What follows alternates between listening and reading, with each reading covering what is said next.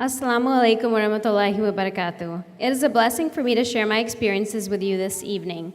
Please know that any good I mention is from my Lord and any mistakes are my own.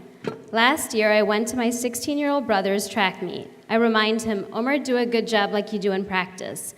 Once they fire the gun, Umar stays still. I shout, come on, Umar, go fast, you can do it. His peers are halfway through and Umar has yet to move from the start. He claps his hands with excitement as his last friend finishes, and then finally speeds off and joins his peers across the finish line. I laugh when I realize why Umar waited. Umar's motto has always been, no one gets left behind. When we go out, our large family splits up for the drive. The cars stay close to each other, and members from the second car wave to Umar in reassurance that we're all going to the same place. So of course, at his track meet, before he could get across, Umar needed to support his peers and make sure they were okay. He may have missed the point of competition that day, but he definitely captured the essence of team spirit. Another memorable moment was 5 years ago when my sister Mahin wheeled 12-year-old Umar to the stage at my wedding. Umar doesn't like speaking in front of large audiences, so it warms my heart that he is doing this for me. Mahin holds the microphone to Umar's device as he touches the words on his screen. The robotic voice says, hello, I am super excited to be here. I love Samiyah, Api, and Matthew. Umar grins at me happily and waves his hands ecstatically as I reach over to kiss him for his wonderful speech. Umar was not always able to express himself like that. In 2001, concerned that he was over a year old and had not yet crawled or spoken, my mom took him to see a doctor. I was a freshman in high school when she gave me the news. The doctor said he has polymicrogyria, a brain disorder, and will not likely be able to walk or talk, my mom reveals. As I process her words, a cloud settles on me.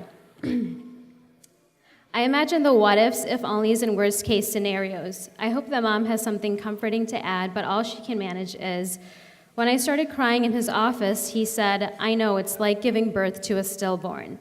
Tears cascade down my face as I hear of the doctor's insensitive and dehumanizing remark. A lot has changed since that day, but some things remain the same. Whether Umar is in his wheelchair or my lap, people stare. The most frequent question I get is, what is wrong with him? People casually throw this poison arrow as if Umar cannot hear or understand them. But I see the sadness as his eyes well up with tears, and I hear him as he uses his device to say, something's wrong, I'm sad, it hurts. And that's what he manages to tell me, but with a heavy heart, I wonder how much may be left unsaid.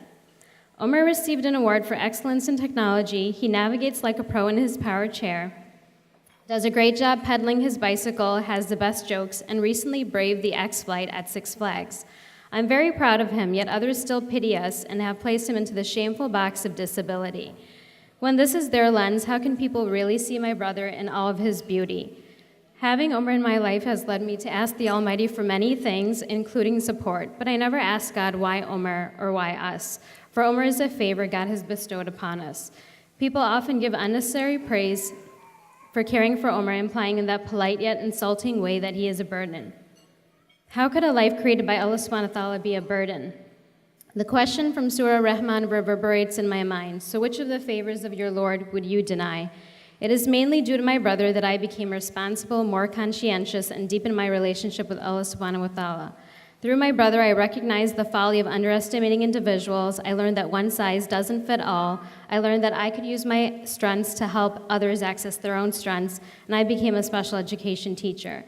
Umar is the biggest ni'mah in my life, and if I spent the rest of my life in sujood praising Allah subhanahu wa ta'ala with supplications, that would be a single drop in the ocean of my gratitude.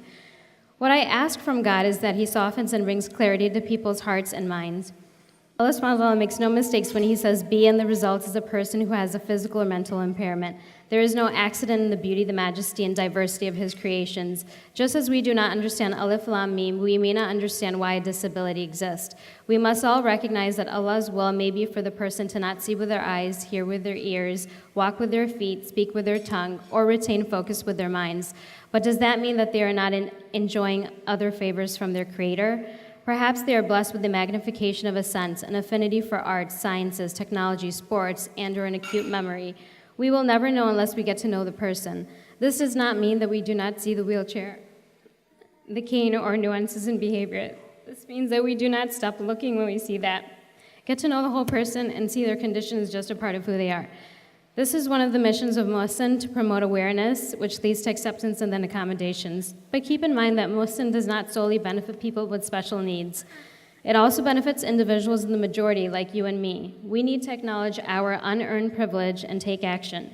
Whether we help today or not, Allah subhanahu wa ta'ala will protect, care for, and provide sustenance for people with special needs. So why then should we get involved? Know that people like Umar will stand next to us on the Day of Judgment, and they will, inshallah, be granted the highest level of Jannah for those.